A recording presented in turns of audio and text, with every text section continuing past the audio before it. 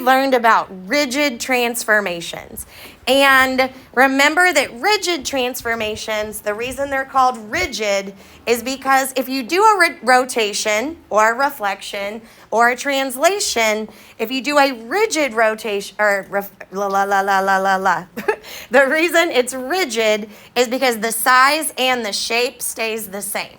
So the key idea I want you to get out of today when you're going to actually start doing some of your own transformations is that the shape you make after the transformation should look exactly the same. It should be the same size. It's going to be in a different location.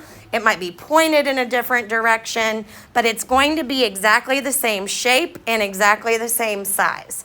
So I'm going to skip problem number 1 because in my opinion, it's a little bit easier. Problem number 2 is the one that in my opinion is the hardest. So this is the one I'm going to work with you. Because, and again, it's a matter of opinion. I've definitely had students that disagree with me. Yes, yeah. Let me see.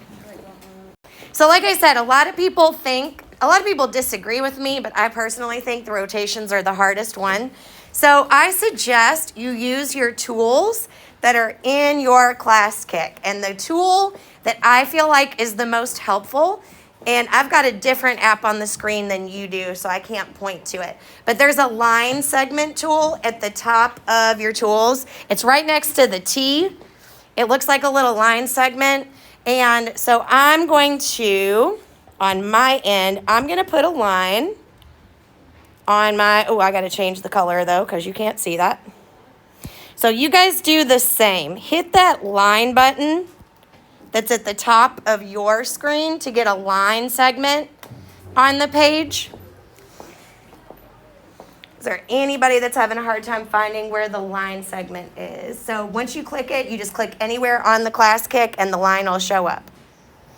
And then you can drag the edges. So what I would do, friends, is I'm going to drag the edge of my line and I'm going to drag it to line up with the bottom of my triangle, because after we get done doing what this question is asking us to do, it's asking us to rotate the triangle, right? When we get done rotating it, the triangle still should be exactly the same size. So again, find that line tool at the top of your, and then just click anywhere on the screen and the line will show up. Tap, baby girl. There you go. See it? And then drag the edges to line up with the bottom of the triangle. So looking at the directions, it says, first of all, that we're going to rotate it. So we're going to turn this line. And it says that we're going to rotate it. I'm going to skip here to clockwise. So remember, clockwise is that direction, because that's the direction that a clock goes. And I know Miss V is a good teacher, so I know you guys already know, what does a 90-degree angle look like? Like an L, exactly. Not L for loser, L for, yeah, because right angles are amazing. All right. And here is an important part as well. It says that R is going to be the center. So let me show you what that means. I'm going to zoom in here. So what that means is this triangle in a second, since R is the center, when you're on a roller coaster, I'm sorry, not a roller coaster, a merry-go-round. What you move around on the merry-go-round, what does the middle of the merry-go-round do? Does it go anywhere? No, it just stays put, right? So since this says that R is the center of your rotation, that R is going to stay put. So you're going to grab this end of your line, the left-hand side of your line, because the R is going to stay put. So you can just use your mouse to click, okay? And it's going to go, wee! It's going to swing around just like that. Now, I know it's a little bit hard you might accidentally make it a little bit too long when you swing it around. We are not looking for perfection here today, guys, okay? We're just looking for decent is what we're shooting for today.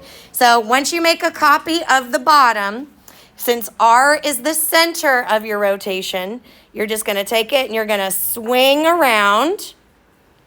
And the reason I knew to stop swinging is because my original line and my new line form what kind of angle? That's a 90-degree angle. So that's how I know that I swung it around the right amount. Okay? So what I would do, again, so put that line, make a copy. I would change the color if I were you because it'll make it a little bit easier to see.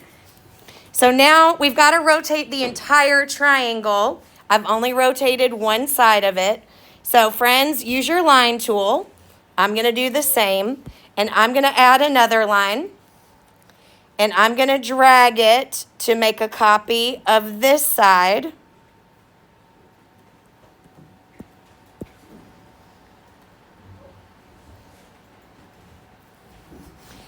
And what do you think I'm getting ready to do with it? Swing, whee! Swing it, swing it, swing it, swing it, because R is the center. Ooh, I just made that way too long but that's okay. Again, we're just looking for decent, guys. So I swung it all the way around. How do I know that I swung it the right amount? Because if you look at where it was versus where it is now, that is making a 90-degree angle, right? And then for your third side, all you really have to do, since you've got two sides of the triangle, you can just connect the other side. You can use a line segment. You can use the free-handed. So you can tell, because I'm giving you an example, I mean, that is not pretty. Get used to it. I'm a horrible artist. So just so you know, if mine's not pretty, if I can't give you perfection, I'm certainly not expecting perfection out of you guys. So it does not have to be perfect by any stretch of the imagination. So for every one of these practice problems on this activity, you're going to do whatever the transformation is that they ask you to do for step one. Again, rotation is the hardest one in my opinion, so that's why I worked this one for you. The other thing it asks you to do is label the measurements of the new shape. Okay, and there's a couple of vocabulary words I want to throw at you because you haven't heard them yet.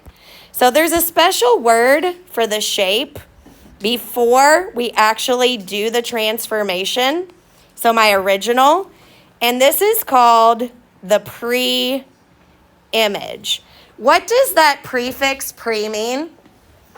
Before. So it makes sense that it's called the pre-image because it's before you rotated it, right? So that's called the pre-image. And then after it's been rotated, the name for that is, instead of the pre-image, it's just the image, okay? So those are two words that are going to be very important later on down the way. So before you rotate it, you've got your pre-image. After it's been rotated, you have your image. So I just wanted to give you those couple pieces of vocabulary. And then after you do the transformation, it also asks you to label the angle measurements. So if this triangle started out and it rotated around, like we rotated like this, how many degrees is this angle right here? The one that I just circled. Here, let me highlight it in a different color because I know if visual, it might make it a little easier for you to see. So the purple angle, how much is that? Go ahead, Edward. The degrees, one would be like 90. So this, if we took this triangle and we rotated it down, how many degrees is this angle right here? Oh. Where do we see? So they're going to all be exactly the same. Journey, what you got for me? It is going to be 30, exactly. Because it was 30 degrees in the pre-image. We rotated it around, so the new angle here is still going to be 30 degrees. I thought you meant the rotation of the. Oh, I'm sorry. I didn't ask that very well. My bad. I'm sorry, honey. Yeah, I meant the interior angle. That's my fault. Okay, what about angle R? So that angle that's right there in the corner. How many degrees is that one going to be? It is going to be 90. Yep.